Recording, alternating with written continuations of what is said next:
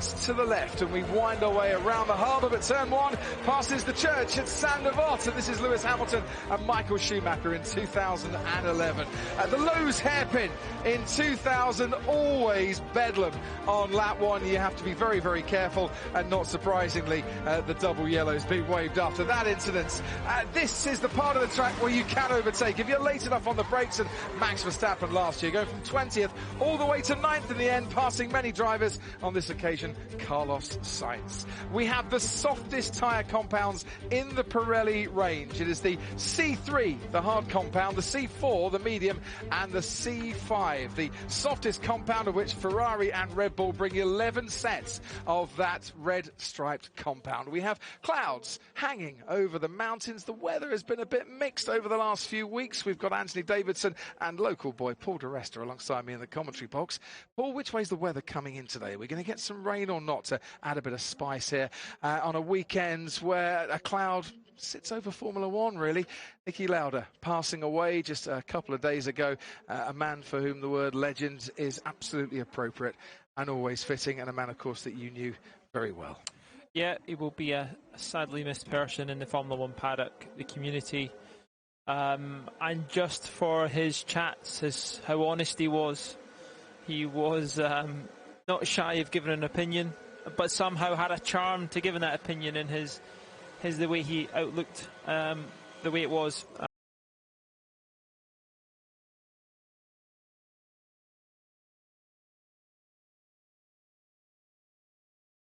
You see, probably one of the greats, and will be missed from Mercedes GP and what he brought to that team and the success that they're having at the moment. And Anthony, you have a role within the Mercedes Formula One team as well, and it's very hard from the outside to appreciate the role that Niki Lauda had at Mercedes, more than just a teammate. Well, I didn't really have any personal dealings with Niki, only the niceties of the track. And yeah, always a pleasant chap to speak to and say hi. But yeah, I can't stand there and say that I knew him well. But I did see the influence that he had within the team, with the drivers particularly. He could speak to them. He's one of the only people in that team that could speak to them on the same level. Yeah. And they respected him, whether they had a good day or a bad day. He's been there himself, and he would be able to give them advice. When Lewis Hamilton and Nico Rosberg were at each other's throats, literally, in that World Championship battle, Niki was very much the man in the centre of that, offering sage advice to both drivers on equal levels and getting respect from both drivers. And I think he rather helped Toto Wolff manage that situation at that time. Well, definitely helped manage that situation, but also helped manage and manipulate Lewis Hamilton joining the team in the first place. Yeah, very true. Because he was there right from the beginning when Mercedes took over from the Brawn era. And yeah, so very, very influential there, and a voice that everyone respected in the paddock. He was just never shy from letting the team know personally how he felt. If they were having a bad day, he would say it's terrible, we need to do better. Equally, if they were up against it, he would try and see the positive out of it, and that's because he was just a racer. I think every team, as we were looking at the Ferrari team there, every team needs someone like that, yeah, to keep people honest, and that's what Niki could do at Mercedes. World champion, of course, for Ferrari and, of course, for McLaren. Sebastian Vettel said that when he heard that Niki first was ill, he wrote a handwritten letter. It made perfect sense to him to do that, just to communicate and show his appreciation for a man that he regarded very much as a legend in the sport, who everyone regarded as a legend in the sport, and for whom Karun Chandhok tributes are being paid up and down the pit lane throughout this race weekend. Yeah, you're absolutely right, Crofty. It is a somber mood in the Mercedes motorhome this weekend when you walk in there, and certainly he was a big presence in the garage. Lewis Hamilton is in his car. The mechanics are putting on the tyres now. A great tribute on the nose of both cars there, Duncan, Niki, and in fact the engineers, you can see Pete Ponnington and Marcus, Lewis's engineers, black armbands as well. And up and down the pit lane, even teams like Red Bull and Toro Rosso, who Niki had really nothing to do with from a professional standpoint, all have got stickers and logos on the cars paying tribute to a great man and a person with a huge presence in the paddock. Just talking about what's unfolding here today, obviously a very green track. We've had Formula Renault Eurocup and Formula 2 out there, just cleaning up the circuit a little bit, but still very green. Look up on the hills, guys. Big clouds here. It's certainly, amazingly, it's warmer in the UK, I'm told, this morning than it is here. But yeah, the atmosphere is building. It's a very tight pit lane here. Cars heading out onto the circuit, and at this stage it's all about just building the driver's confidence and getting those laps in. Right, so coming at Paul de Rest, to local knowledge, we can see the clouds. Is rain coming or is rain going? I think it's just clouds, Crofty. I think right. From the weather forecast, and we've all got these remarkable apps these days that tells us when the weather's coming. But somehow you'll have a nice stat that I'm sure you'd like to. I'm not going to give you any stat at all. No, we've had 10 rain-affected Monaco Grand Prix over the years, and on behalf of everyone who wants to see a little bit of spice this weekend, let's have some more. Come on. All I know, if the race was last Sunday, it would have been white. Yeah, was it really proper raining, ill plur last weekend, was it? But listen, I think the sun's going to come out later in the weekend. It's more I feel sorry for these people on these super yachts that aren't going to be able to get their speedos on and their bikinis. And feel sorry for them. I do. That's what genuinely, genuinely feel, yeah. You brought your speedos, haven't you? Oh, always, mate. Always, yeah. This race, yeah, the glitz and glamour, speedos. Oh, we're jet skiing with Kimi Räikkönen tomorrow. Hand in hand, surely. Could be a bit choppy on those waters with Kimi tomorrow. Coming out of the tunnel, we have the Haas of Kevin Magnussen following this man, Alex Albon in the Toro Rosso. You'll notice large parts of this track have been resurfaced. Round about 2/3 of the track's been resurfaced. They do that a lot around here, Paul. You know, that doesn't sound very good. That engine. That's not just a aero mode. It's not just a running it at reduced revs. Yeah, there's nothing on the dash that's telling there's something wrong. The Honda can often sound a little bit rough, but yeah, I agree with you there, Paul. It does sound particularly rough. I think it's trying to do a cruise mode as well at the same time. Sounds like it's got some misfires as well, isn't it? Surprised he was still wanting to go up and down the gears though when it's like that. Normally they just try and tell you to put as little load through the drivetrain as possible if that happens. So this part of the track, Lowe's hairpin, hasn't been resurfaced, but the run from the final corner, Anthony Noge, all the way up to Massenet, that has been resurfaced. There's a bit of mirror. Actually, you could see it there. And the tunnel. See how much darker the track is. And the runoff area at the chicane, we're with Kimi Räikkönen now, who once went into the back of Adrian Sutil down at that chicane, has been resurfaced and made extra grippy and sticky. I don't know, Paul, if it's going to do any good by the time you hit the escape road. Normally you're in trouble there. I think if you're getting to that point, you're out of control. It is going to end very nasty. But then there has been some big shunts down there, isn't it? I think JB had probably one of the nastier ones. He was one of the last big crashes there. Sergio Perez was the very last big crash. Yeah. He not only missed the race, but he missed the next one in Canada. And that was since the barriers moved back as well. That's right. So no, it's still a very, very tricky part, dodgy part of the track if you have something go wrong with the car or make a huge mistake.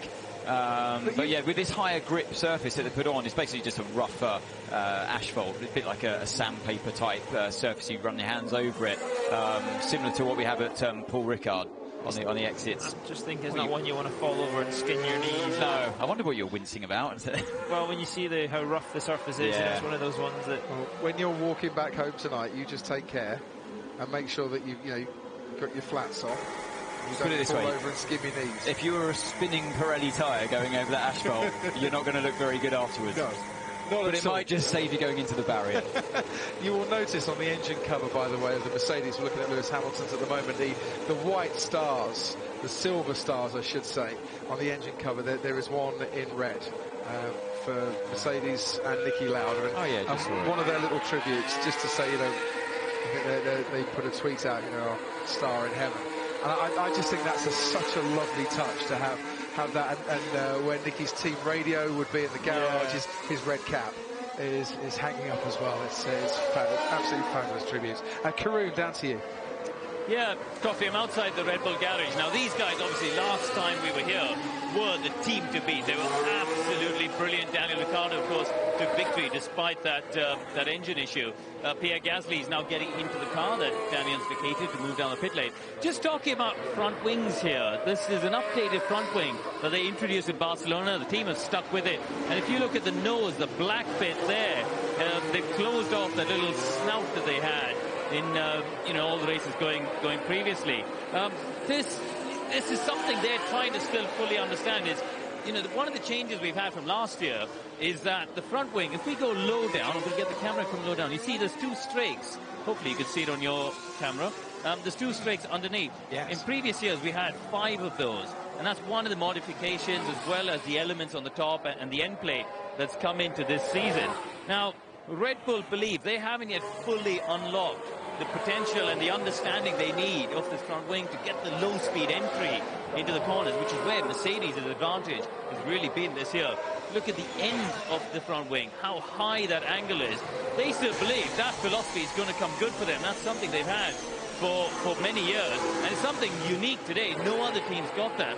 You know, Adrian Newey's here. He's just gone upstairs after the pit wall, having a look around the front of this car. They've introduced, see the curve on the main plane is an introduction they brought just to try and get it to be slightly less sensitive on the entry phase. They think that's something they need to work on to bring some balance and confidence for the drivers. And Paul Ant, as well as me, you know, this is a circuit that we know as drivers, it's all about confidence, isn't it? When you get up that hill around the Hotel to be slightly less sensitive on the entry phase, they think that's something they need to work on to bring some balance and confidence for the drivers. And Paul Ant, as well as me, you know, this is a circuit that we know as drivers, it's all about confidence, isn't it? When you get up that hill around the Hotel de Paris and Casino.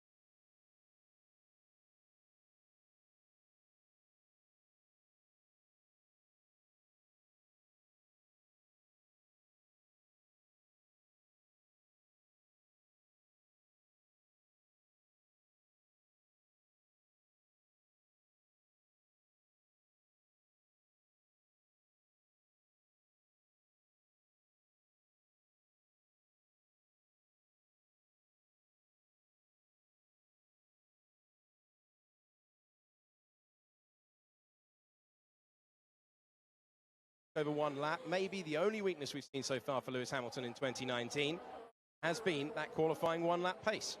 And that's something I don't think we've ever said about Lewis Hamilton throughout his entire career, that he's struggling in qualifying. But so far, 5 races, 3 poles for Bottas, 1 for Hamilton in Melbourne, where he's always so strong. Then the other one to the Monegasque driver Charles Leclerc in the Ferrari in Bahrain. So Bottas at the moment is the king of qualifying. When Lewis Hamilton's your teammate, that is an impressive feat. And right now, he's still at the top. Surface temps still at the bottom of the window at the rear, not entering the window at the front. The circuit's not abrasive at all. It rubbers in pretty much quicker than the tyres are going away. So with every grip, every lap, you're getting more grip. And the other thing is, though, you're getting a lot of traffic as well, because everyone wants to get out there and get the laps in. So at the moment, we've got about 12 drivers out on track, but shortly, I'm pretty sure we're going to see all 20 around a very short lap. It's going to be very busy, and we're going to have a lot of traffic. And immediately get into the stage of drivers arguing over track position, even on a Thursday. As a little update to tell you about, Sebastian Vettel is wearing a Niki Lauda tribute crash helmet away from his usual white design that he carries for most of the year. Lots of drivers are running special Monaco designs, including Charles Leclerc, the hometown hero, who is wearing a combination of Jules Bianchi and he's... We're going to come down on air balance for 12, 13, 14. Anonymous year so far, really. The Renault team have been going backwards very, very quickly. Ricciardo, as I say that, he's just gone 4th. He's split the 2 Ferraris 7/10 away from the pace in a Renault. This is the man that won the race from pole last year with an MG UK problem, losing him about 160 horsepower as well for most of the race. He should have won in 2016 as well. He is the absolute king of these streets in Monaco in recent times. Now he's in a car that is a midfield runner, but can he do something spectacular in that car? I mean, he's very unlikely to absolutely trouble those front runners, but you never know. He's got to at least beat the front-running midfield car and hopefully try and bridge the gap to the Red Bulls here. From your point of view, Jolien, does he need a statement performance? Is it getting a little bit lackluster from his point of view? He questioned the team's strategy in Spain after the race. That didn't seem to be a very happy Australian. He'll be even more unhappy to be blocked by the Haas in the 19th and final corner of the racetrack. Ricciardo, as you say, fantastic record around here. 2 poles, 1 win and 4 podiums in the last 5 years. Goes past the point where he clobbered the wall back in 2017. Hamilton has just gone quickest with a 1:13.6. That is very, very quick indeed. But Ricciardo, does he need a statement performance, or is this year just about learning and adapting and building that momentum? Well, we're used to statement performances from Daniel Ricciardo because he's been in a statement car, the Red Bull. If you put in a top driver in the Red Bull, on your day you can win the Grand Prix. A top driver in the Renault could be a statement performance and it'll earn you P7. He did that already in China. He did a very good drive, but we're talking 7th. Okay, copy. So Hamilton on the radio saying that the fronts are overheating. This is the first time all year that Pirelli are running the softest compound of the 5 they have available to them as the soft tyre. Mercedes in the last couple of years have sometimes struggled when running the softest compound, so maybe a glimmer of hope for everyone else. I say that, there's 9/10 of a second between the Mercedes. You were going to get there, Joan. I could see it in your eyes you were going to get there. There's 9/10 of a second between the Mercedes, second Mercedes of Bottas, and Charles Leclerc in 3rd position. So although a few issues being reported, nothing too dramatic. Mercedes going very nicely at the moment. As that Red Bull hit the barrier, is just getting out of the way. There's a Red Bull Massenet of Max Verstappen just getting out of the way of the Haas. But I don't think I've ever seen anyone get out of the way right on the outside of Massenet. Verstappen hit the wall there in 2016 in the Grand Prix, ended his race. But it really drops away on the outside there. If you go wide, it's so easy to just clout that wall. And for a minute, it looked like he was twitching around the wall very early on in this FP1 session. But he was just being very kind of getting out of the way of the Haas. I think it was Romain Grosjean. So Grosjean currently in 8th place. Will be interesting to see whether Haas can build on what was, at least in terms of raw pace, a strong Barcelona after a difficult time earlier in the season, just not getting the tyres into the temperature window that they needed. That's been the downfall of the car so far. Of course, if it's not one problem for Haas, it's another. Of course, they had the teammates getting together as Kevin Magnussen does what Kevin Magnussen does best. Barged his way past to take a very strong 7th position, and his 2nd points of the year. Roman Grosjean, I thought Günther Steiner dealt with that really nicely, actually, immediately on both drivers to try and calm down Roman Grosjean after the race before he got to the media. Decent management of the drivers for you, that? You know Kevin Magnussen well, of course. You've experienced him as a teammate. He's aggressive. He's absolutely aggressive, even as a teammate. I remember he went for a fairly wild move on me at Barcelona in turn 13. I don't think I've ever seen anyone overtake there, but the last lap with 2 corners to go for P12, he smoked one on the inside, and we had to go and see the stewards after it. But did you need calming down? No, because I just carried across the corner and still beat him, so it was all right. But, you know, it was good management from Günther Steiner, because in the heat at the moment afterwards, Grosjean would have been raging, I'm sure. He was driving a really good race in Barcelona. It was 7th. To be honest, Magnussen just got the jump on him on the restart. Grosjean didn't defend. I think he was distracted at the cars battling ahead, and Magnussen just passed him fair and square, and then sort of hung on to it fairly fair and square. He didn't give Grosjean a lot of space on the outside, but he's entitled to do that. But Grosjean would have been seething nonetheless, because it was aggressive enough as a teammate. So from Günther Steiner, the team principal, just to go and say, look, let's just calm down, because otherwise you can get a situation really escalating. Grosjean goes and speaks to the media and says, oh, it's unbelievable what he's done, and the media whips up a storm in the next week or so, and it makes a very difficult situation. Actually, if you don't like that, Max, play 10 position 2 is an alternative pedal map. Oh, there is still something not correct. You have to check it. Very unhappy Max Verstappen for Red Bull right now. He's currently gone into 16th position with a 1:18.0, so not representative at all of the pace that we would expect to see from the young Dutchman. Talking about pedal maps, but he thinks there's a problem beyond a pedal map. First of all, Jolyn, explain pedal maps for all of us. It's basically when you put your right foot down on the throttle, how you're getting your power delivery. So are you getting it linearly, as in you put 10% of pedal down, you get 10% of throttle? It's okay, just getting used to it. I'm not a big fan of us changing the front pads and not the rear.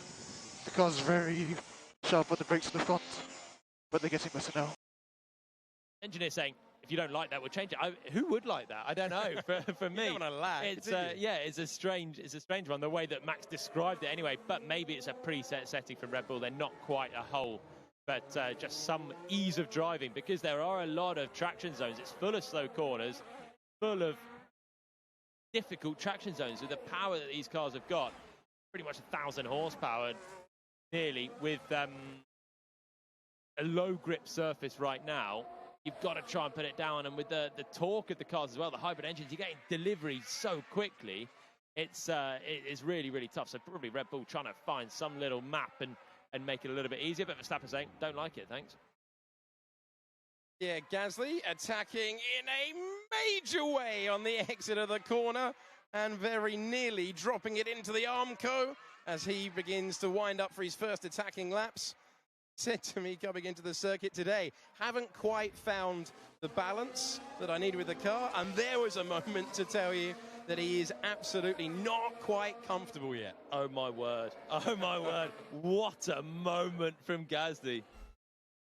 Race control, this came up a while ago, I wasn't sure it was correct, we'll deal with Pierre in a minute. Black flag for Roman Grosjean, black flag as well for Kevin Magnussen. Now, I didn't tell you about it earlier on because I thought it might have been an error, but now the graphics being displayed on the monitor that we have here, that I was looking out of the window to see whether we had a flag or whether that is an error, but not sure we'd get an error. Why on earth would the two Haas cars be black flag? That is bizarre, Jolyon. Well, so they've obviously breached the regulations as a team in a substantial enough way that they can't just come in and sort it out easily. Grosjean is in the pits. Magnussen is still out there, and he's actually in 4th position. He's done a really tidy lap, Kevin Magnussen, in the Haas car. And I'm looking out of the commentary box to see where he's going to come through. But he has now come through, and is back in the pits, or has he started another lap? Either way, that's something fundamentally wrong at Haas then. So that's going to cost them a lot of track time, and go see the stewards and see what's going on. You assume they would know what they've breached, but I don't. Let's see if Jenny can shed some light on a pretty bizarre situation for a Thursday practice session. The answer is not a lot. I certainly am down here at Haas, just trying to find out what's going on, just talking to the communications team about it. Yeah, Raymond Grosjean is now in the garage. They're just waiting to bring Kevin Magnussen in, and whether the message is delayed to Kevin, I'm not quite sure what they're up to, but they've been waiting for Kevin to come in for quite some time. There's a huddle of journalists around who are all looking at each other going, do you know what the black flag is? Do you know what the black flag is? And we don't know. I mean, Haas have done a lovely tribute to Niki Lauda across the top of the fin at the back of the car, which is a beautiful old-fashioned script, and it just says Niki Lauda and the dates of his birth and death. There is an argument going on in the background, which is all to do with copyrights and trademarks, rumbling on around Haas. I can't imagine that would bring out a black flag.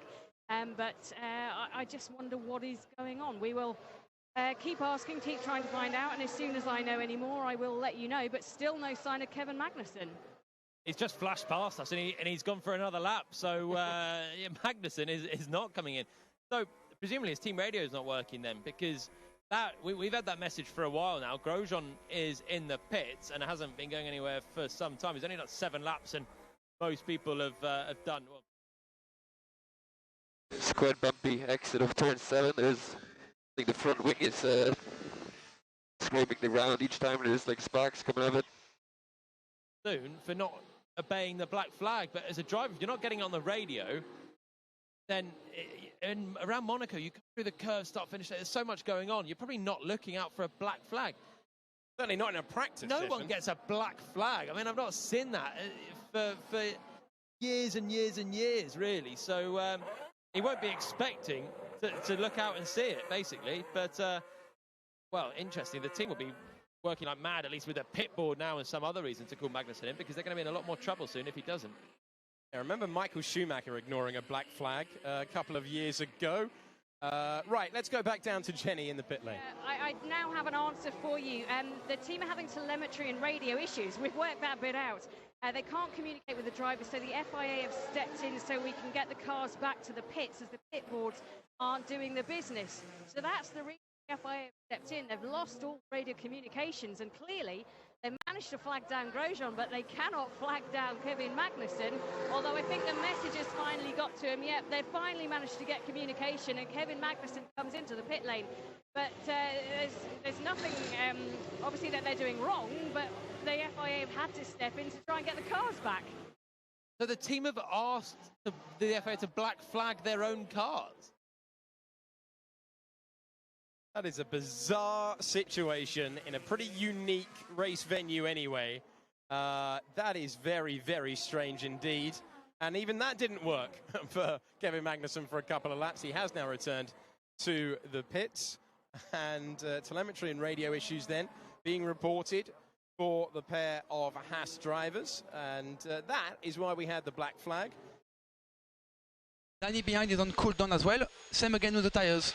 Focus on keeping the front up, on cooling down the rear. Easy on exit. Qualified for driving standards. In this case, it means return to the pits because the team cannot communicate with you. So what happens then if the team ask the FIA to black flag their cars? Magnussen then disobeys the FIA by not seeing the black flag and carries on. Does Magnussen then get subsequent trouble for ignoring the instructions? Black flags? Yeah, maybe not the effective. I mean, how else can you do it if they can't see the pit boards?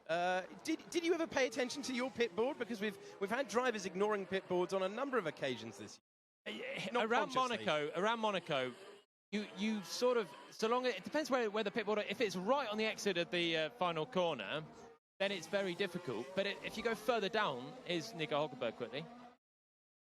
That last one. The field is getting harder and harder for the tyres, especially the low-speed traction. Just to come in a little bit on that, I'm just wondering with the halo how much more difficult it is, like pit boards. We know the guys have been saying how difficult it is for them to look in their wing mirrors and actually see anything because of the bump in the ride. That means you can't really focus on these very small mirrors, but I just wonder if that that would have anything to do with the ability to be able to see out clearly? Could do.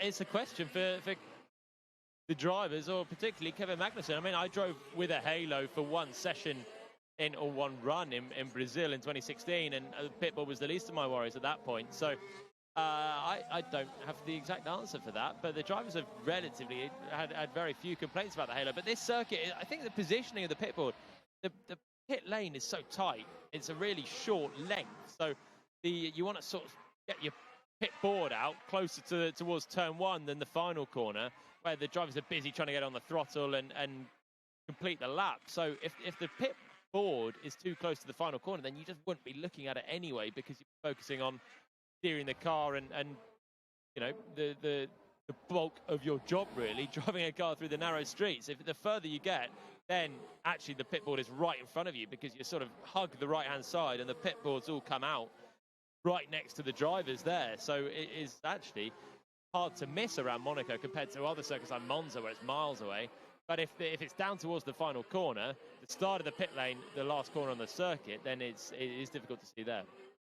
Okay, 28 minutes just about gone of this session. Lewis Hamilton, the fastest driver, by less than a tenth of a second ahead of his teammate Valtteri Bottas. Then comes Leclerc in third, ahead of Verstappen in fourth. Then Albon in fifth, going nicely for Toro Rosso, ahead of Pierre Gasly, who was very lucky not to put it into the Armco at the exit of the middle of the swim lane, I should say. Good, he does temperature in the tyres, so either he goes faster or he lets me by, I think. Yeah, 11th is Sebastian Vettel, then Antonio Giovinazzi for Alfa Romeo in 12th, teammate Kimi Raikkonen. Lando Norris is 14th for McLaren, Sergio Perez 15th for Racing Point. Swapped round, Sergio Perez now 14th, Lando Norris in 15th, Robert Kubica in 16th, ahead of the black-flagged Romain Grosjean in 17th, then Russell, Stroll and Sainz complete our 20. Yet to see a lap time from Carlos Sainz, though, half an hour into the session. Cars on the stands as well, so it doesn't look like he's going anywhere in a hurry. But Lewis Hamilton is fastest man through the first sector. Still best through the second. He's had a little bit of traffic at the chicane and through the swimming pool. The cars have both got out of the way as best they can. And Hamilton now drives to the line, flashes past the pit boards. Just about see his one with fluorescent yellow on the top. And he goes even further to the top then, improves his best time. And now 3/4 of a second clear again. So Hamilton had been in the pits. He's done a second run.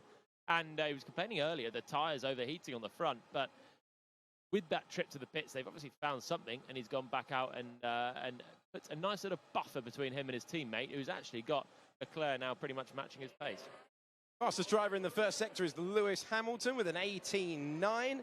Valtteri Bottas in the second sector is the dominant driver with a 34.1. Max Verstappen in the final sector of the circuit with a 19.5. Is Kimi Raikkonen on the radio?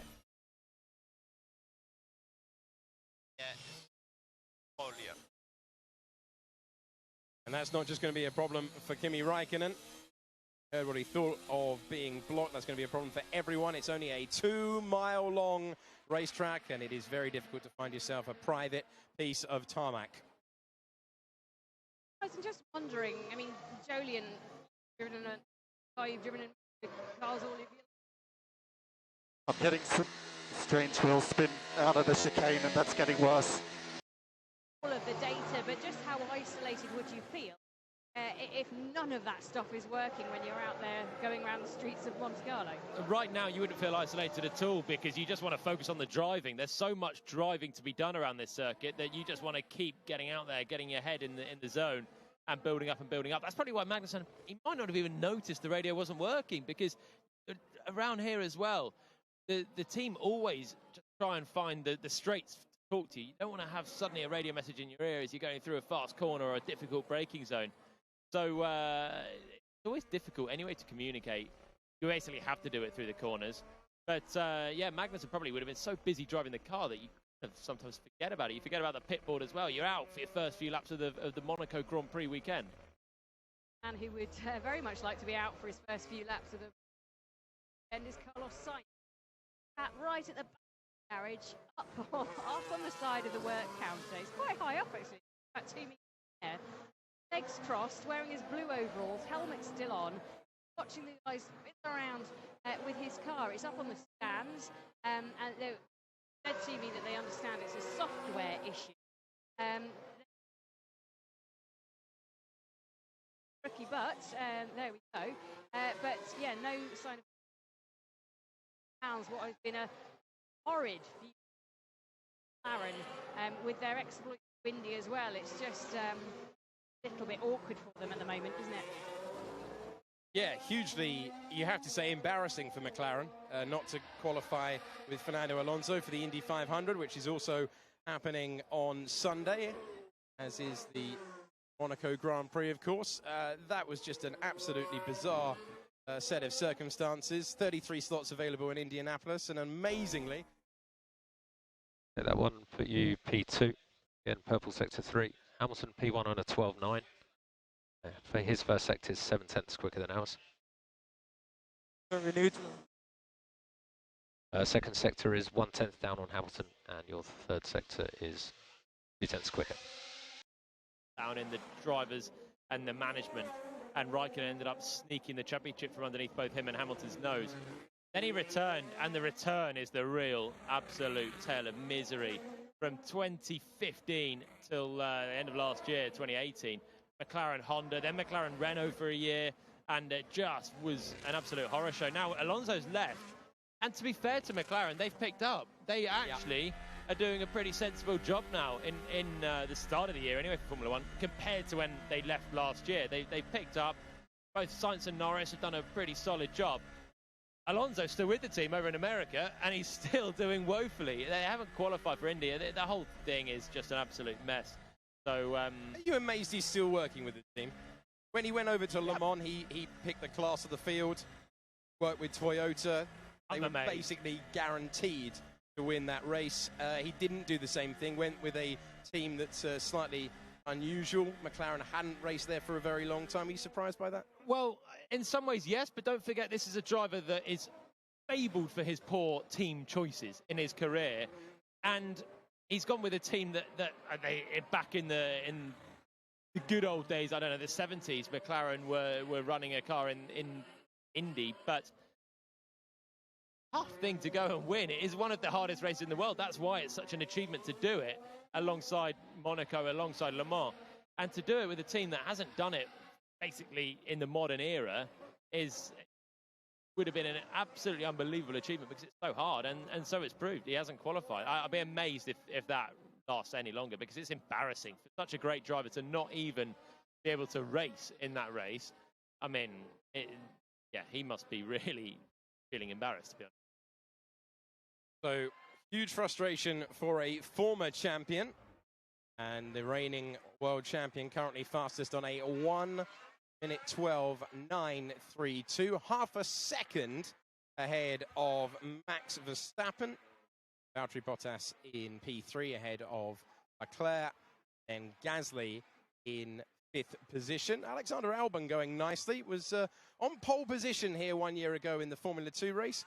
Currently ahead of his teammate by a 1/10 of a second. Daniel Kvyat, Toro Rosso, 6th and 7th, right?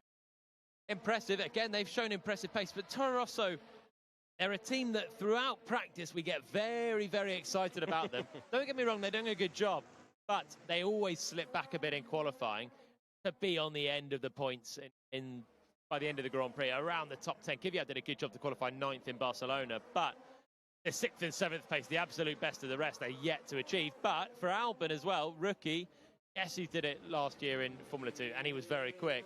But it's a different kettle of fish in a Formula 1 car. Kvyat in the other Toro Rosso, just sliding his way through the final corner. He's about to improve as well. Currently 7th, and jumps up to 4th position in the Toro Rosso, ahead of Charles Leclerc and Pierre Gasly's Red Bull. So great job then from Kvyat. Both drivers have talked about the good drivability of Toro Rosso in 2019. So that bodes well at a circuit where you need drivability. You can get a lot of slow corners, and Daniel Kvyat, very, very impressive to get very nearly ahead of Valtteri Bottas, who's been for a while now. Bottas with 15 laps session. Hamilton has run 18 so far. Did we mention Verstappen going up to 2nd place? Briefly. Very briefly. But yeah, he's up in 2nd place, half a second away from Hamilton still. But Red Bull is they've got a chance to be a threat here. And if they can even qualify on the front row, I think that would be a good achievement. Of course, they'll be gunning for pole because this is their hunting ground, really. And here's Verstappen's radio. Yeah, my friend is in the way again. Okay, understood. His friend is Lance Stroll, and it doesn't sound like he's his friend at all. But traffic is always an issue here, and Stroll's actually having a tough time of it out there himself. He's just about elevated himself ahead of Kubica's Williams on the last lap. He's been slowly chipping away at his pace to be slower than both, then quicker than Russell, now quicker than Kubica by 0.2 of a second, and he's a full second and a half behind Sergio Perez. So Stroll, he's getting in people's way, but he's got to just focus on his pace as well at the moment, so it's not easy for anyone out there. Okay, Max Verstappen back into the pits. Be greeted by the Navy uniformed Red Bull crew. Was put up on the jacks and then wheeled back to the garage. Hamilton, Verstappen, Bottas, Kvyat.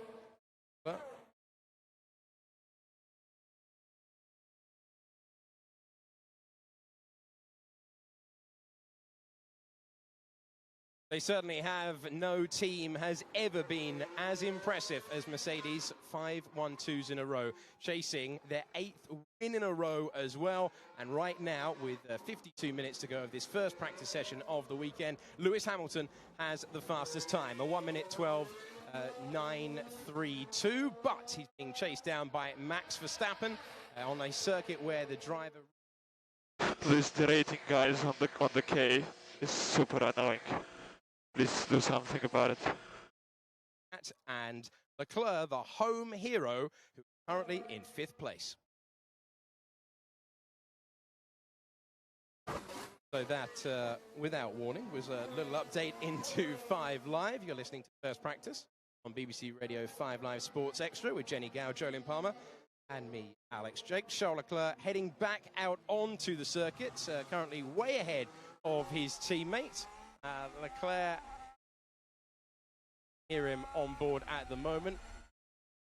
Dual crash helmet liveries for his father and his godfather, Jules Bianchi.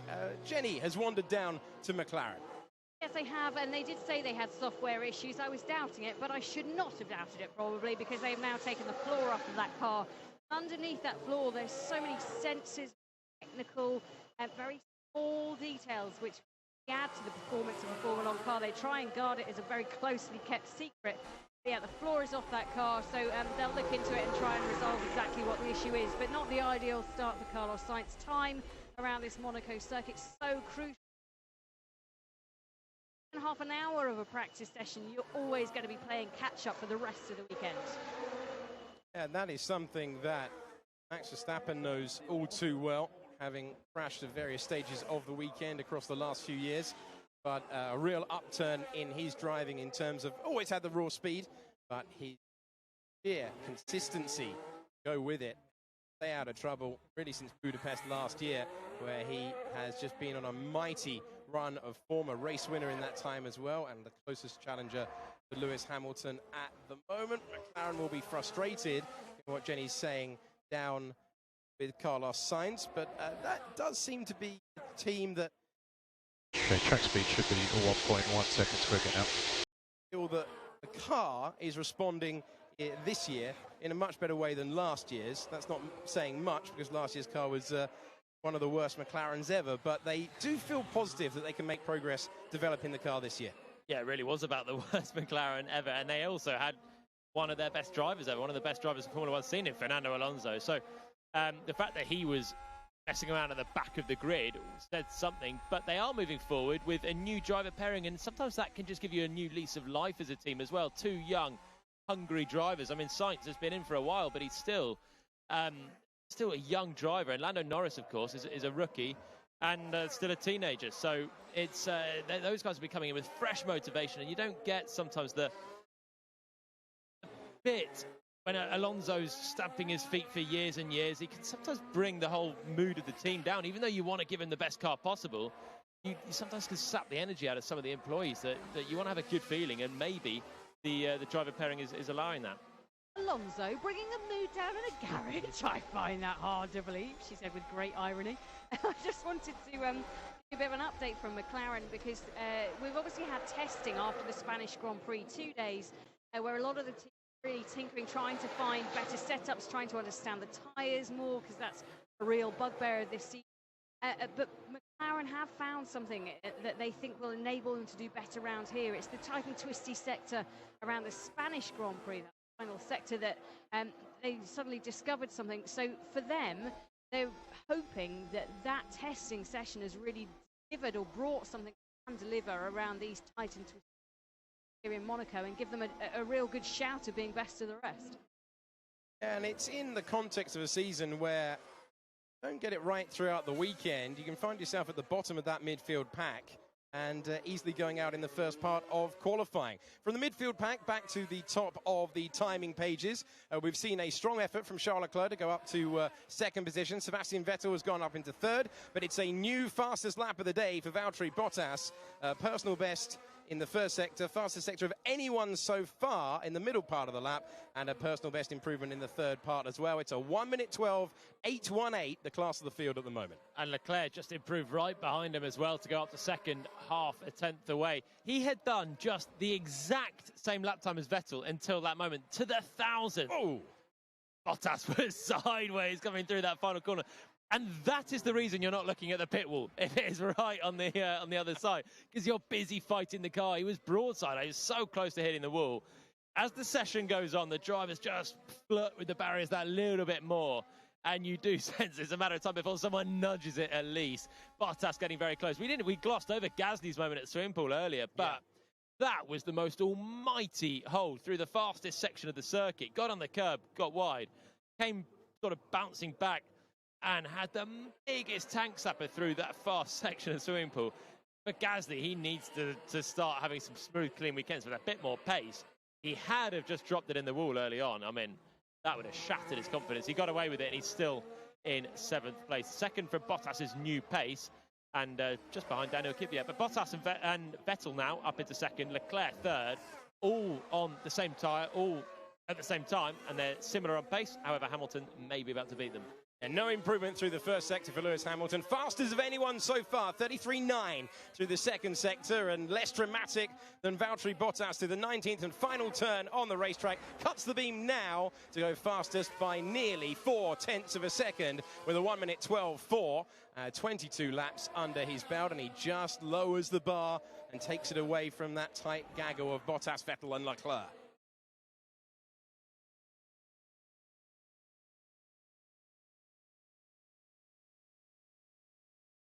Bottas getting feedback there on the radio. Interesting that Valtteri Bottas, new engineer this year, Riccardo Mosconi. He was Hamilton's old performance engineer. Tony Ross, of course, was working with him in previous seasons. Tony Ross, who worked with Nico Rosberg and took him to the title in 2016. We're talking about a new atmosphere in terms of McLaren with a new driver lineup. What sort of impact does a new race engineer have? A big one. I had 3 race engineers in my 2 years at Renault, and the working relationship's always a little bit different because you're working with, people, characters. You need to get on. They are your absolute go-to person in the team. So you obviously find the sweet spot in terms of the setup. You realise a little bit of oversteer. You find these quick fixes that work in your working relationship. But it's also a little bit of motivation, a little bit of work ethic, a little bit of everything else that can go into it. Whatever reason, but maybe that is one that Bottas has absolutely turned it around this year. He's just gone to the top of the times as well. And, the race engineer is a really, really key cog in the team, and particularly for the drivers to get the most out of them. So it's Bottas on a 1 minute 12.2, a tenth ahead of Lewis Hamilton. Then Charles Leclerc, couple of tenths adrift of Bottas, and Sebastian Vettel half a second adrift, but that was a personal best last time around. So Leclerc able to run at a faster pace so far, and he was improving in the first sector of the lap. I think he has now just backed off. He's got Bottas directly behind him on the racetrack, and this is not getting too excited because we've still got half the session to go, but it is nice and tight at the top at the moment. I just hit the wall. I'll just do a slow lap now to see if it's okay. a lot of everyone from 5th down to 14th, so basically all the midfield. But when they go back up, they'll have a new set of soft tyres. They should actually have an advantage compared to the Mercs and the Ferraris that are out there now. So we can expect, I think, Verstappen to be a little bit of a jumper late on to go from 5th somewhere into that mix as well. So we've had a big moment earlier in the session for Valtteri Bottas, a kick of oversteer to hit the curb and very nearly the wall in the 19th corner, and then at Portier corner, where Ayrton Senna famously crashed back in 1988 when he was miles out in the lead. Lewis Hamilton getting on the curb there, getting the power down a few moments ago. Drivers using the practice session to find the limit of the 2-mile circuit. So Hamilton, Bottas, Leclerc and Vettel, the top 4 at the moment, and all out on the circuit. In the pits at the moment, Verstappen, Kvyat, Gasly and Albon. That's 5th down to 8th. The top 10 completed by the Renault pair of Hülkenberg and Ricciardo. Big kick of oversteer there for Antonio Giovinazzi, who's the car you can hear on track right now, trying to improve and does improve up into the top 10 for the driver. Remember, going in search of his first points of the season this weekend. A runner-up in the GP2 Championship of 2016, beaten that year in his rookie season by Pierre Gasly, who had a little bit more experience. And he's a driver who has started this year maybe on the back foot. You can hear him now attacking into the right-hander of Mirabeau, where one of the tyres pops up and is airborne for a few moments. So it's corner in the whole of Formula One is the hairpin. Gone by quite a few different names down the years, and then before you get to it, you're lining up, about to attack Portier, and now into the tunnel. Giovinazzi improving once again on this lap. Consecutive flying laps then for Giovinazzi, already up into the top 10. Bit of relatively big hit. Okay, from our side currently. Is it possible for you to see rear toes or anything? Negative. Down to your steering wheel. You're right up to the wall. Personal best in the first 2 sectors. Teammate Kimi Raikkonen's out on track, down in 14th at the moment. Hasn't done a proper flying lap on the second set of tyres. Giovinazzi crosses the line and goes up to 5th position. This is what I'm talking about with track evolution then. The times are going to keep tumbling. Antonio Giovinazzi, that's a great lap. He's had a disappointing start to the season through a lot of bad luck as well.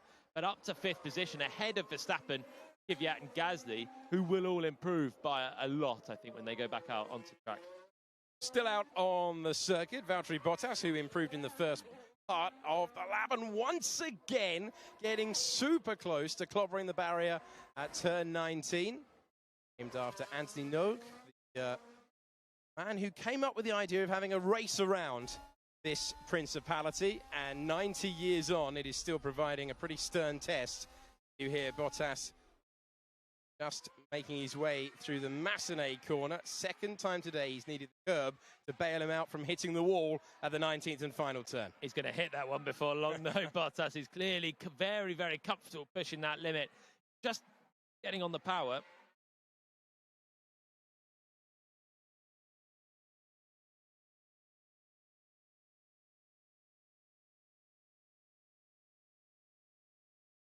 So, yeah, Bottas is going to hit that wall because he's getting very, very close to the curb, and then getting on that curb and accelerating is just causing him to break traction and get that rear left really, really close. But for now, he's getting away with it. He's 1/10 down on his teammate, and I'm struggling a bit. Mid to exit of 12 with the rear. So still out on the circuit, Hamilton, Bottas, Leclerc, Vettel and Giovinazzi, and that is the order at the moment. 39 minutes to go. Nice and competitive for the time being. There are 0.3 of a second between the lead Ferrari and the ultimate pace of Lewis Hamilton. Further down the order, we've got Daniel Ricciardo in 11th now, Sergio Perez in 12th, Kevin Magnussen 13th, Kimi Raikkonen 14th, Lando Norris 15th, then Russell 16th, ahead of his teammate at the moment by 0.4 of a second. Robert Kubica in 17th then, Lance Stroll 18th, ahead of Romain Grosjean and Carlos Sainz, who has still not made it out on to the circuit. We have a yellow flag That's down at Mirabeau and down towards Mirabeau, out of Casino, and it's Robert Kubica, I believe. I think there were some tyre marks on the racetrack there, weren't there? I think he's had a pirouette coming out of Casino Square. And if he has, he's a lucky boy because he's still driving the Williams now back, presumably towards the pits. The car looks in one piece. Here we go then, a replay. Kubica then through Massenet, the top of the hill, through. Oh, wow, he's got completely sideways, spun the car over the crest. Here's his radio. I come back. I damage front wing. Yeah, copy that, Robert. He is so lucky, Robert Kubica. Over the crest, it's the rear of the car goes light on the exit of Casino. You're going right hand, slightly over the crest, and then down the hill towards Mirabeau. But as you get on the power, you're always fighting oversteer, and Kubica's just lost the car and slid sideways, nudged the front wing against the wall. I think he's completely got away with it, actually. It all looks in one piece. But that must have been a really scary moment because you're still going at a quick pace on such a narrow street. Just the angle that he was sliding was absolutely perfect to get away with it. He's just coming past me now in the pit lane as I try and see what damage or if there is any damage to the car. It looks running right angles that you would expect, but the team come out to collect Robert Kubica. They'll pop him back into the garage and have a really fine check of that car just to make sure that there's no damage, but incredibly fortunate for him. And I've just popped past the Renault team. And Jolien, did you ever use tinted visors? Because I've just had a look at Daniel Ricciardo's visor. It's pink, a pink tinted visor, and apparently that's his usual visor, but I have never seen a pink tinted visor before. Wow, nor have I, to be honest. All the drivers use tinted visors, like a dark shade, just to stop the sun getting in your eyes, particularly. Sometimes I go for like a slightly blue shade, but it doesn't really make a difference when you look out at them. It's still the same, but it's here's the clip. I have so much left grinding, I cannot push anymore. I'm struggling. Copy. Presumably for Ricciardo, it just looks cool on the helmet. I quite like Ricciardo's helmet design anyway. It's very 80s anyway. It's 80s. It's a funky sort of graffiti layout. But the pink tint, I cannot imagine that's there for performance. It must just fit in well with his colour scheme. Got some pink on it. Maybe we'll see the Racing Points adding that as the season goes along. On the team radio, Leclerc not happy with his front right and experiencing graining. Sometimes cars can go through a cycle and get past that, but he didn't seem too optimistic of it. Alexander Albon currently occupying the racetrack and just about getting out of the way of the Red Bull of Pierre Gasly. Closer than Gasly would have wanted as he's made his way through. And the perils of Monaco, once again, the track position not working this time. But Gasly can now attack as he comes across the line and takes it in to Saint-Devote for the first time on this flying lap. Yeah, two impeded really from Albon there. And he couldn't commit through the second part of swimming pool. Gasly had to back out of it. He wasn't on an exceptionally quick lap there anyway. So now a bit of space go and attack this latest lap. So he comes around Casino where Kubica's just looped his Williams and then down towards Mirabeau. Downhill now all the way to Potier, the right-hander of Mirabeau, then the left-hander, Lowe's, Fairmont, hairpin, whichever way you want to call it now. Very, very tight and twisty. Through right-hander and then into Potier and under the tunnel. Downhill all the way there and Gasly improving. The middle sector is absolutely key around this lap. It's tight, twisty, and there's so much time in the low-speed corners, in those hairpins. Potier up through Lowe's hairpin, Fairmont hairpin, and Mirabeau as well. Gasly's backed out of this one, though. You can hear that's the sound of his Red Bull. He did have a bit of traffic coming ahead, but I think that was before he even really got there. So maybe a mistake in the chicane. Either way, he doesn't like the start of his lap, even though it was an improvement, only just. Going to go for another. The Gasly just waiting to crank it back up again. Henry Ashman has said on the hashtag BBC F1, the black flag seemed odd. What about the black and orange flag? Means the car's damage returned to the pits. That might have been the more appropriate flag. We get into our flags. Well, very, very good from Henry Ashman. That is the mechanical defect flag, basically. Return and get your car looked at. McLaren again. Copy, Antonio. For a very long time. But that, I agree, actually. That would have been a more appropriate flag. That is the exact reason you have that flag. So it's a good, why the black flag? Why would Haas go and not you wave the pit ball from somewhere else, or not, you know, try and signal somewhere else, rather than just getting the FIA to black? That's a desperate measure. Here's Lewis Hamilton on the team radio.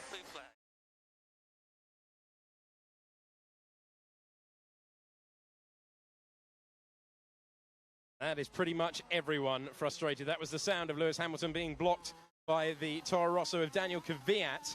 And he was absolutely fuming. Hand off the steering wheel on a couple of occasions there. Very, very unimpressed. Hamilton having to follow.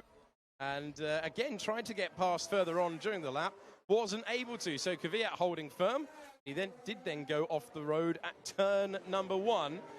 Cleared Hamilton's path. Hamilton lighting up the rear tyres, trying to get the power down nice and early. He's on the red wall, soft. Pirelli rubber at the moment, and he comes across the line. And it's not too far away from matching his outright pace lap of this session so far, which is a 1:12.1, just ahead of his teammate. And right now, it's looking very, very tasty again between the Mercedes pair. They have an advantage of 0.3 of a second, but they are finally matched again. Absolutely. Bottas, there's no question that he's raised his game, I think, for this year.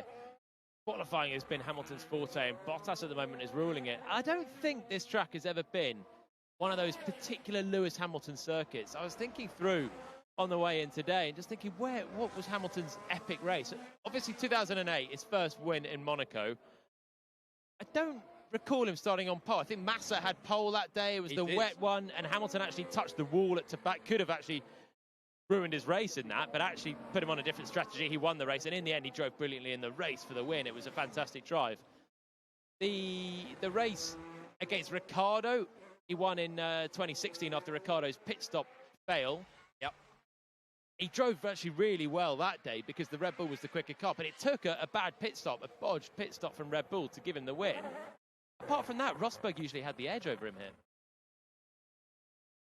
Guys, sorry, I cannot move like this. Interesting from Daniel Kvyat. He's just been into the runoff area, as is Lando Norris now reversing down at turn 1. But Kvyat's on the medium tyre, and he is saying he cannot push on this set of tyres. He was holding Hamilton back for so long on that outlap. Just no confidence. We've seen already in other circuits drivers going out of the pit lane and just having silly spins that look so crazy for such a good driver to have these spins, but the tyre temperature is clearly absolutely critical. Kvyat hasn't got it on the medium. Norris just locked up his right front on the soft tyre. That's why he was in the runoff area. But Kvyat then on the medium compound. That's the next best tyre they've got here. Only 3 compounds. And Kvyat then on the next best option, just saying it's no good. I can't push. They've got to use that in the race. Yeah, absolutely. Have to use 2 compounds in the race. Right, Sebastian Vettel has made his way back to the pits. That's what you can hear. And further down the pit lane, Jenny's made her way to Williams.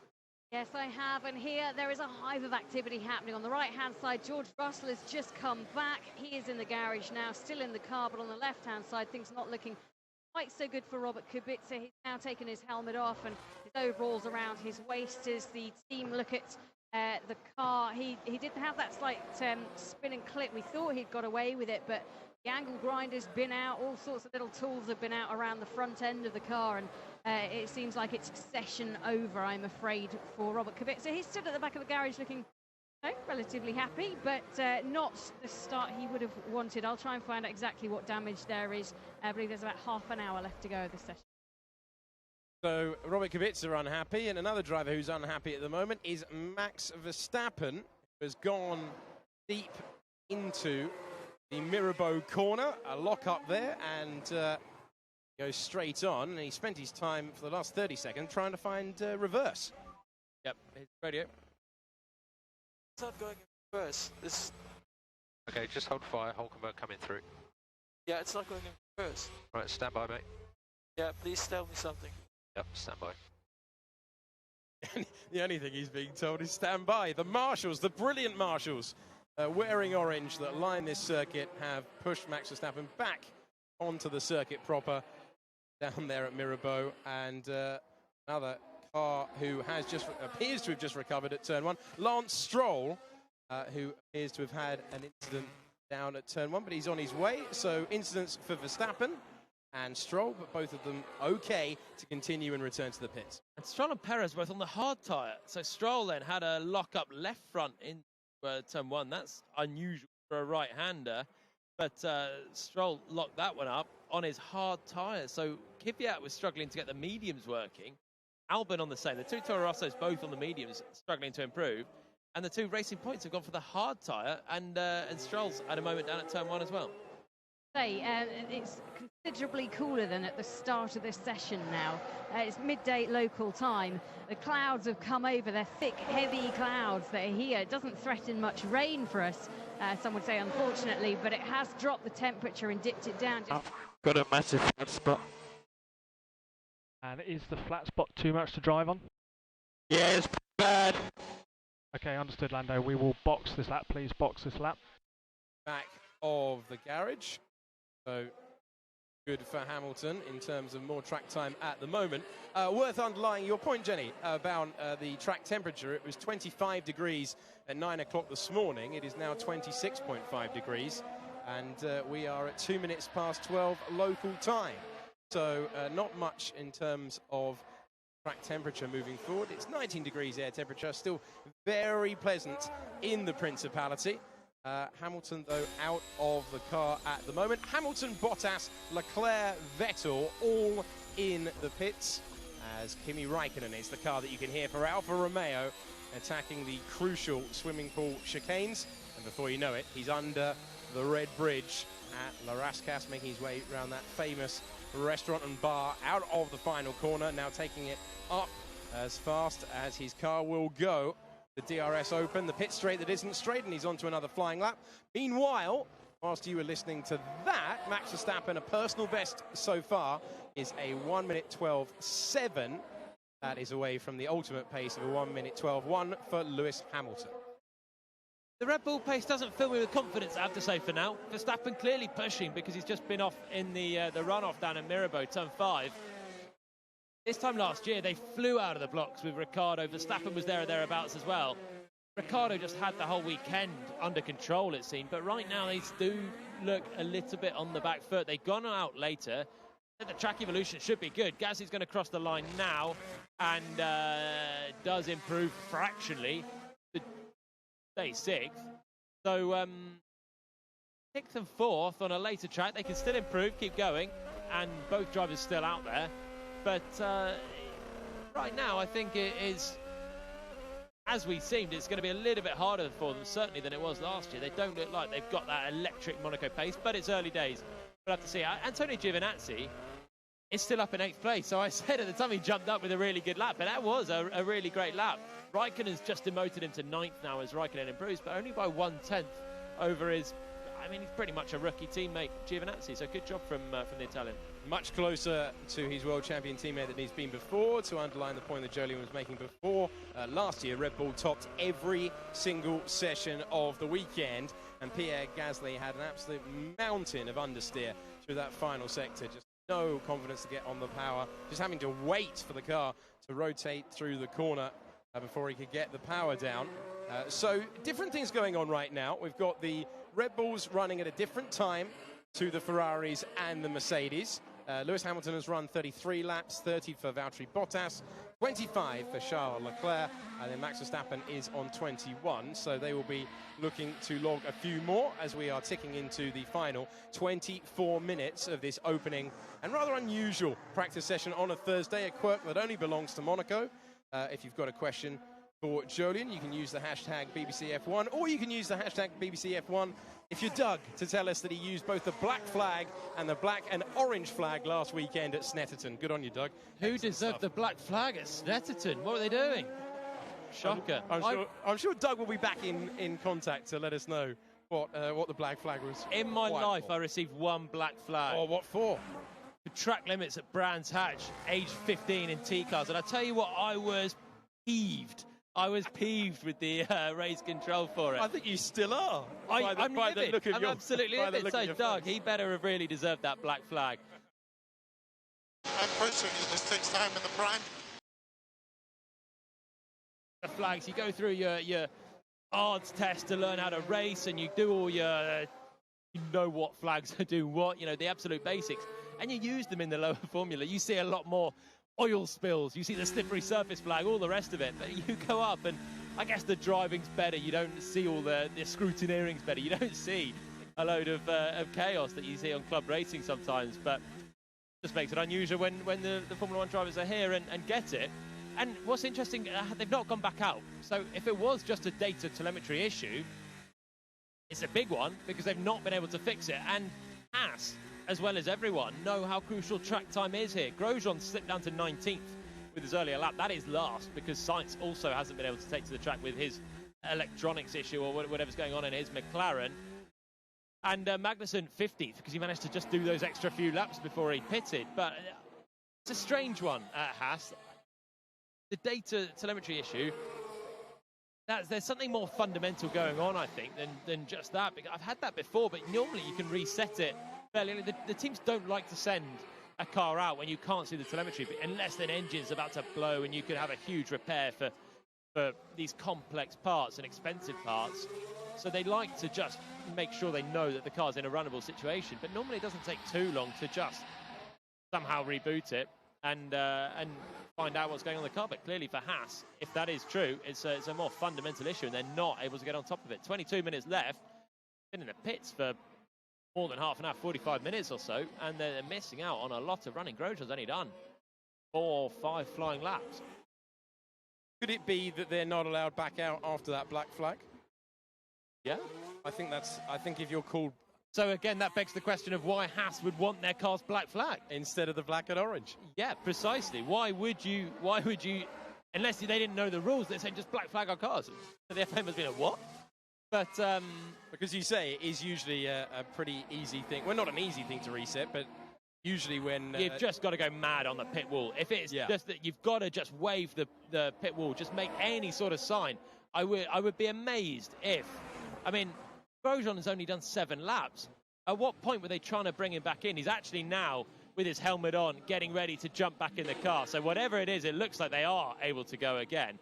They've lost so much track time, but a really bizarre FP1 for the team. I'm sure more will come out afterwards speaking to them, but interesting. It's going to cost them a lot this weekend. Already, they never really go well at this circuit. No, lower energy, and they usually thrive at the high energy circuits. They've had great results in the past in Bahrain. They were back on form. Barcelona, but... Welcome through the pit lane. Been watching motor racing 20 years. I've never seen a black flag in a practice session, and now we know you can go back out if you are black flagged in a practice session. Yeah, there you go then. So my black flag as well was a drive-through penalty. Maybe I think it was a black flag for the drive-through penalty rather than an actual DQ. So just to justify that, but I then managed to obviously rejoin the race as well. So you could do a drive-through then, but maybe that's a black and white. That's not really driving standards flag. Maybe I need to brush up on my own flags. But either way... What we'll do in 20 minutes. Either way, Haas then, good news for Grosjean because he needs to get some laps under his belt. He's only done 7, as I said, and he's getting back in the car. So they need to learn something. They've missed out on a lot of running because the likes of Lewis Hamilton has done 35 laps, which is the most of anyone. That's a lot of laps, but you do need them around this circuit. You need to dial in bit by bit and just... forget working on the car too much at the start. Just work on pushing the limits, on just getting the feel for the curbs, how the car's riding them, and then start to make the bigger changes afterwards. So Lewis Hamilton back in the car and out on the racetrack. Max Verstappen proving out there in the moment. Hamilton, Verstappen, Bottas, and now George Russell, the only 4 cars out on the circuit. Everyone else in the pits. The order is Hamilton, Verstappen, Bottas, Leclerc, Sebastian Vettel completing the top 5. Then Hülkenberg, Gasly, Raikkonen, Ricciardo, and Giovinazzi completing the top 10. Kvyat is 11th ahead of his teammate Alexander Albon. Then comes Norris, Perez, and Magnussen completing got 15. Then in 16th, George Russell for Williams ahead of his teammate Robert Kubica. Then Stroll, Grosjean, and no lap time for the luckless Carlos Sainz of McLaren. Fastest lap so far, a 1:12.1. Hamilton trying to do something about that at the moment. Verstappen in second, though, very, very close to the ultimate pace of the Mercedes.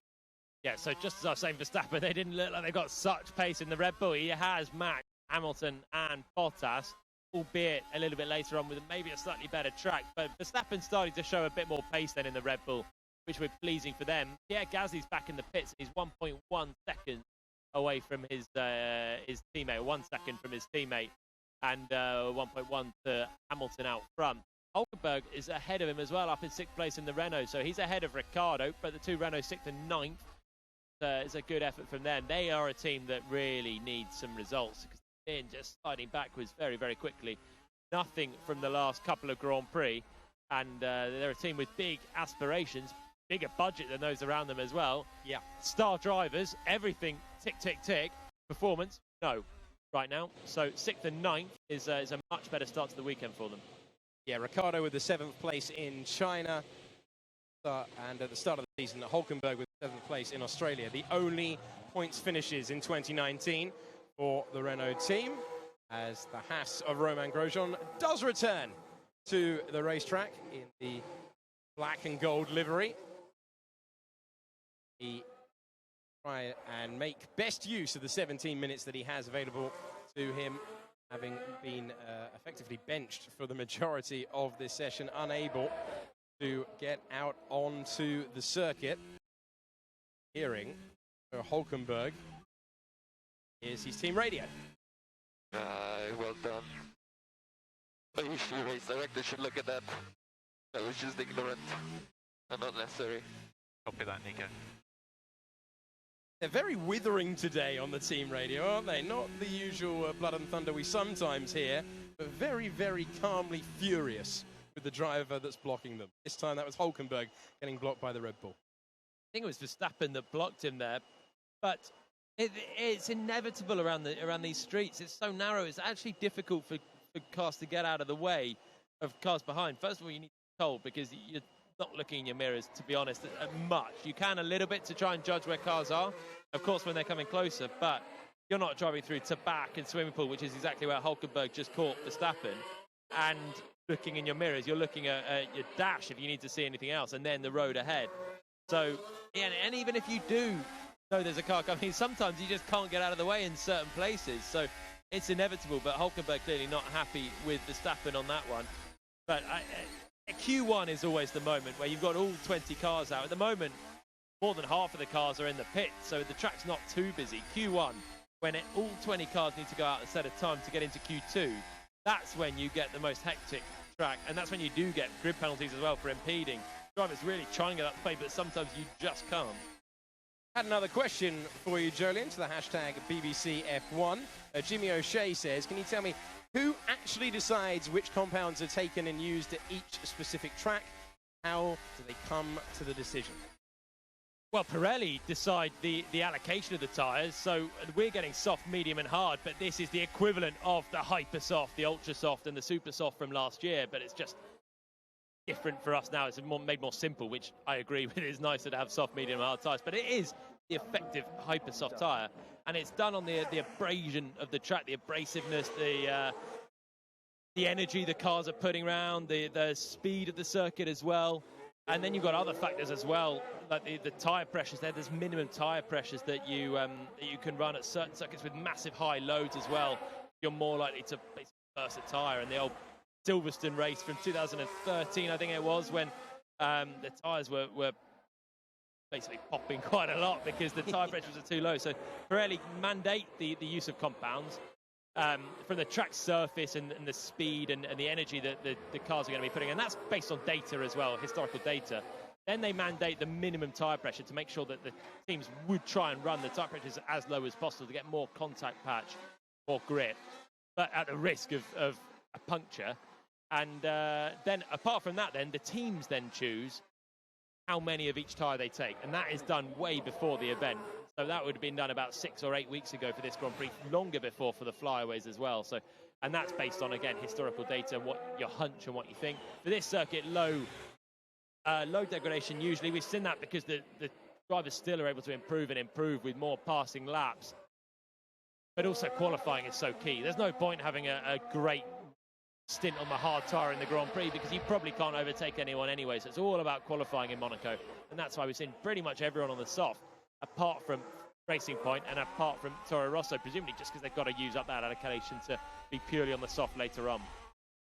Just 6 overtakes last year during the race to underline Jolyon's point of the importance of qualifying. 13 minutes to go. There were 6 overtakes in the Grand Prix last year. I must have missed them. Yeah. Well, Verstappen started from the back, didn't he? I think it's mainly Max Verstappen responsible for that statistic. And some of them were good as well, ran the outside of Carlos Sainz. But they were risky overtakes on cars that were, in other circuits, is so simple overtakes. But I quite like that about Monaco in a way. You've got to absolutely risk it for a pass. It does make each pass a lot more exciting. It's like if you go to a football match and it scores 31-36, you see a goal go and you're like, oh, okay, it's happened again. Yeah. You go to China and we see 70 overtakes and each one is just... Sometimes they, a big overtake for the lead when Ricciardo passed Bottas last year. It's a great overtake, but a lot of them are DRS open and they just drive by and you're like, okay, fine. But if it's down into the Nouvelle Chicane for the lead... You see a lunge for the lead. When Hamilton was charging at Ricciardo in 2016 and he was trying to hassle him for the lead in Nouvelle Chicane, he didn't pass, but he was so close. Ricciardo on Hamilton. That is the stuff you want to see. You want to see really tight wheel-to-wheel racing, and that's what Monaco can provide. Even remember Senna and Mansell, 92. This is an epic stuff, even though there was no overtake there either. But you want to see some attempts as well. But you've got to sometimes admire the brilliance of Monaco for that position. I mean, hopefully we get a little bit more excitement at the front. Yeah, more than 6, please. More than 6. More than 6, just at the sharp end. 6 from one driver starting at the back. It's better than nothing, but I'd rather see more action towards the front. Down to Ferrari, where Jenny has made her way there. Yes, Sebastian Vettel has now climbed back in his car, spent a little bit of time out with his race engineer while they tinkered with some of the setups. There's a lot of little fins and added additional barge boards to these Ferrari cars. They're so intricate now, so they were doing a little work on that. He's now back in the car, as is Charles Leclerc. Tyres are on, so they're hopefully going to head out very shortly. Soft tyres on for Charles Leclerc. I expect it's the same for Sebastian Vettel, although I can't see. They have set up the cars differently, though. They're doing some fact-finding, clearly, from what I can tell, just because the hubs around the front tyres look very different on Sebastian Vettel's car compared to Charles Leclerc. So let's see. They've said they're going to constantly bring updates. They need to find more. They know they need to find more. They've kind of played down this rumour that they were going to bring a whole new concept or a B-spec car. They're just saying they're pushing updates constantly to try and claw back some of the space that's grown between them and Mercedes, but they also feel that the tracks haven't flattered them for the last couple of races. They'll try better. We haven't got another tyre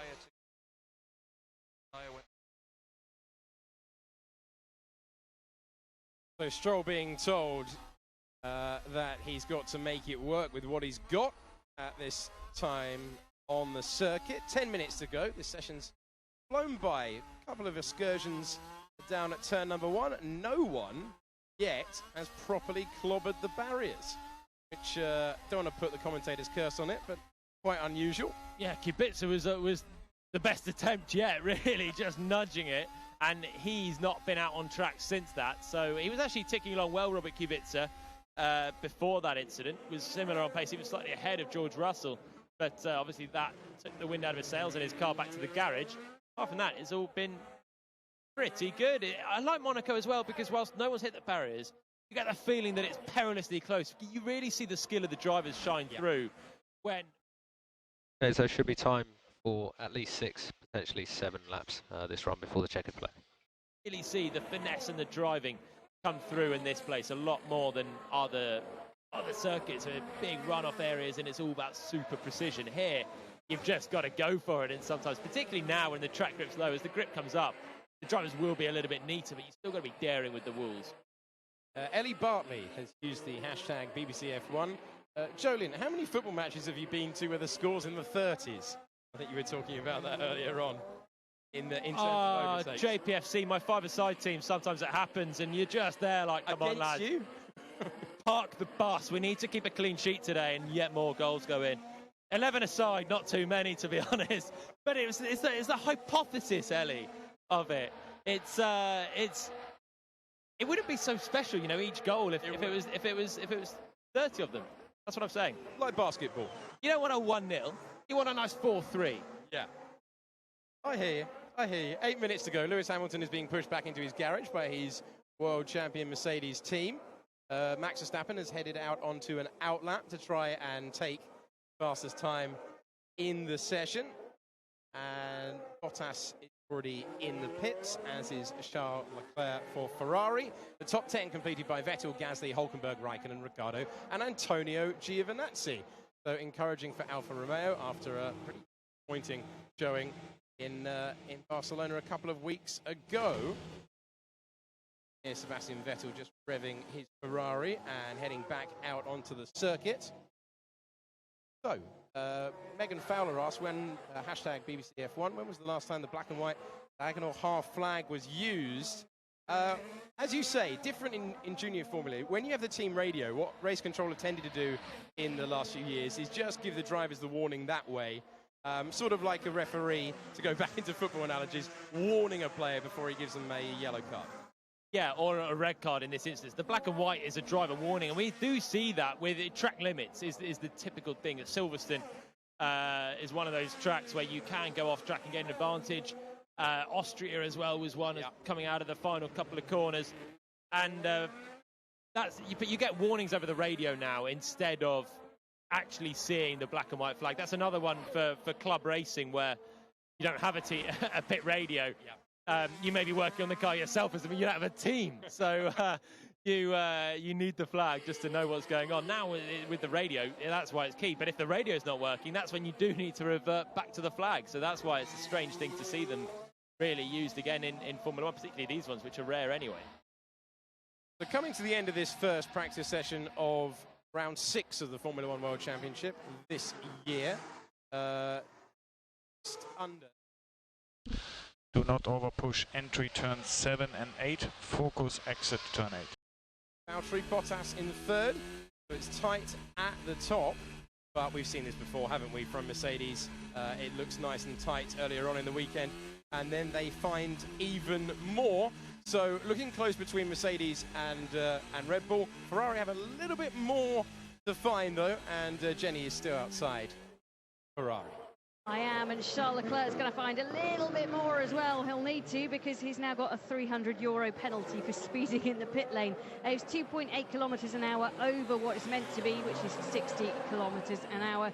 And for each kilometre an hour you go over the speed limit, you get a €100 fine. So there we go, into the pot of the FIA. They can have a whip round down at Ferrari. Sure, they need it. Yeah. I wonder, do they have a jar for that sort of thing? And very, very typical thing to happen in practice, that. For Charles Leclerc, his pit lane speeding fine. If they have a jar at Ferrari, yeah, small change jar. Everyone puts in a couple of quid. Not the star driver that's probably paid a few million. No, we'll get everyone else to chip in for it. So Charles Leclerc, really unusual situation this, because we always have home races, but right now he's going around the final corner where he used to queue for the bus to go to school, and he's going underneath the starting gantry there with the lights in the shadow of the apartment that he grew up in. So we have home races, and then we have home races, and he is quite literally racing on the streets that he grew up in. Incredible experience for him, and how difficult would it be for him to dial back the emotion, because he was very emotional when he raced here in Formula 2. He distilled it that day into pure performance, but it can go too far sometimes. To be honest, I always loved Silverstone. I always went well at Silverstone. Firstly, I love the track layout, but secondly, you thrive off the support of the crowd, and also you'd have sort of friends and family up there, but the crowd and the energy you get really just gives you like a real last bit of motivation. So that was at Silverstone. If there was a West Sussex Grand Prix and I was driving around my local roads that I grew up in, you can't imagine the feeling of. So for Charles Leclerc to be racing outside where he actually grew up is It's incredible. For me, that would give me an absolute buzz if you would do, and the racing drivers in general would push 11 tenths in every direction. It's so hard to get there and then hard to achieve anything as well. When you're there, you have to work so hard. But when it's your home race and there's so much at stake, it's an emotional weekend as well. You're going to do absolutely anything to have a good result here. It would mean so much to him. Nigel Mansell always talked about getting extra speed at the home races. Is that something you ever experienced?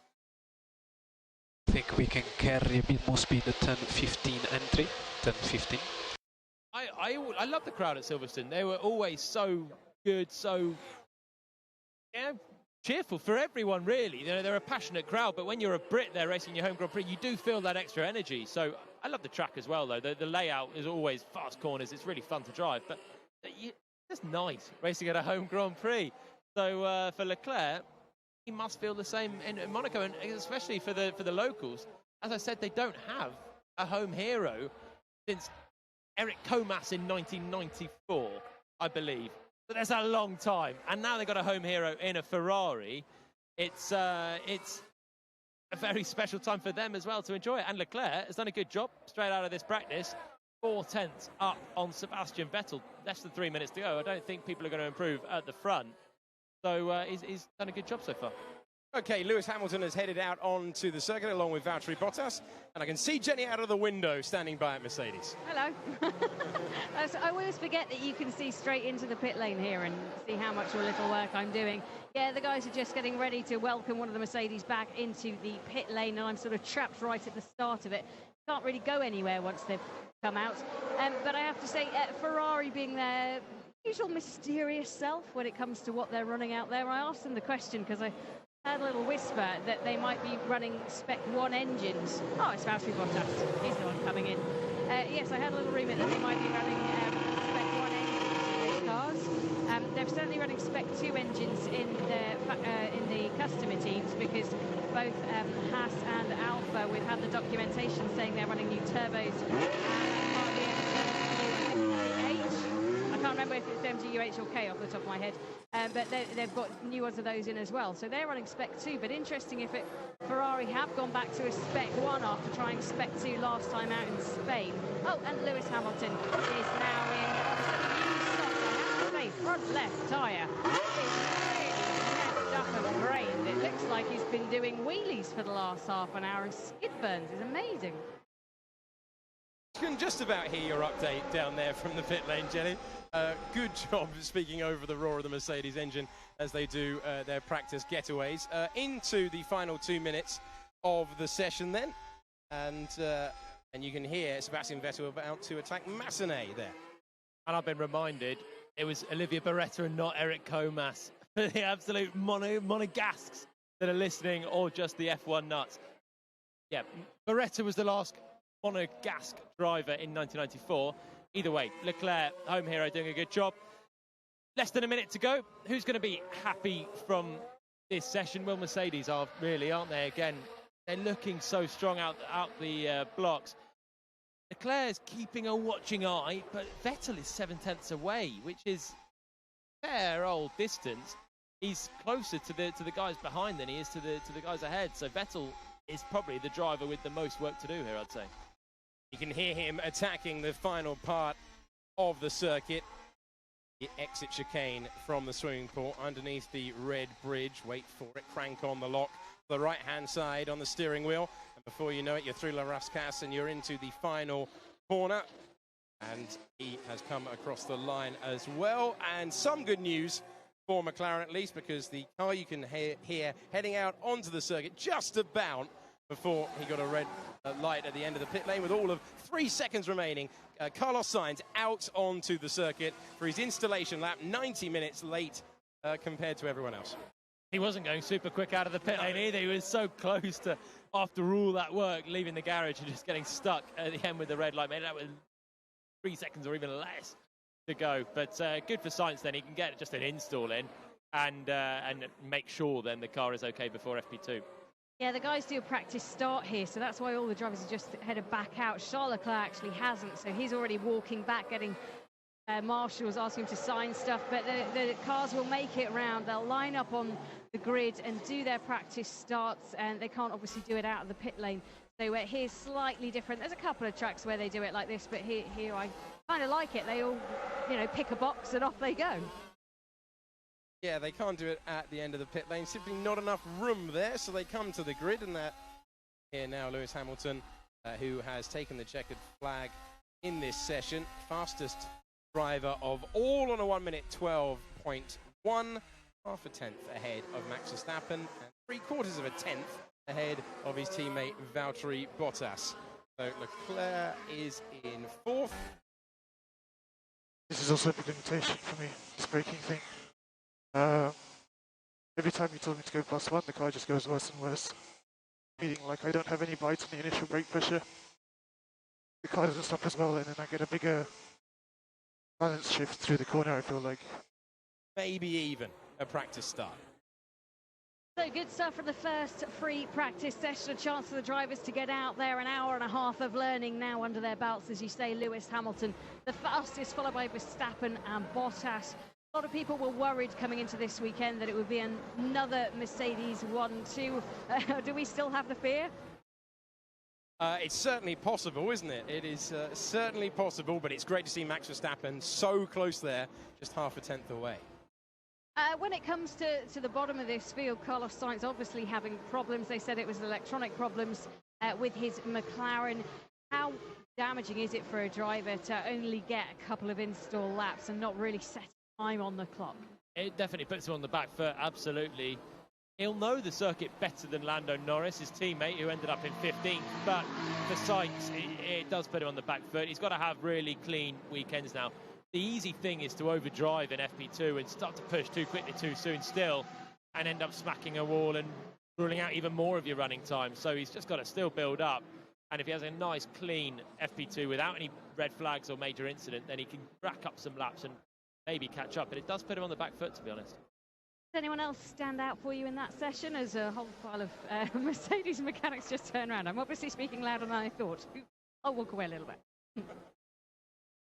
And Jenny did indeed walk away to trouble Ferrari instead. Who stands out? Hülkenberg ahead of Ricciardo, given Ricciardo's record around here is pretty impressive. Hülkenberg has had some good point-scoring finishes in the past, but no podium round here. Remember, Ricciardo, 4 podiums in the last 5 years, so that stands out. And a word for Antonio Giovinazzi as well. I think that was a good lap from him as he tries to build a bit of a foundation for his first full Formula One campaign. We've seen a few pit stops going wrong in our time here in Monaco, even in the very recent history. Daniel Ricciardo being the one it hurt the most from the lead of the race. They just couldn't find his tyres, couldn't get the right ones out. So that was a whole mess of a situation. Lewis Hamilton's tyres didn't come out properly once. So the team's now making the most of being able to do practice pit stops. So Lewis Hamilton, the sound you might have been able to hear in the background as he just sort of free coast his way into his pit box, tries to line himself up as perfectly as he can within there to give his mechanics and the pit crew as much of a help as possible. And then Bottas comes in as well. So unfortunately, they've brought the cars in the order they wouldn't have wanted them in, because now they're going to have to do the old switcheroony because they're on the wrong sides, each of them. So one of them will have to give out, but Lewis Hamilton in front of me just takes off his gloves, raises his visor just a couple of millimetres to let some of the air get into his face, and they roll him back, and Valtteri Bottas will be the next one to be manoeuvred into his garage as well. So a strong start of the day for Mercedes, with Max Verstappen just splitting the two cars. Hamilton the fastest, and he'll look to do that again this afternoon. We have another practice session coming for you in just a few hours' time. 2:55 local time, so that'll be 1:55 with you, as a cameraman almost gets run over by Sebastian Vettel coming in. That'll be on Sports Extra and online. Thanks for joining us. This has been an IMG production for BBC Radio 5 Live.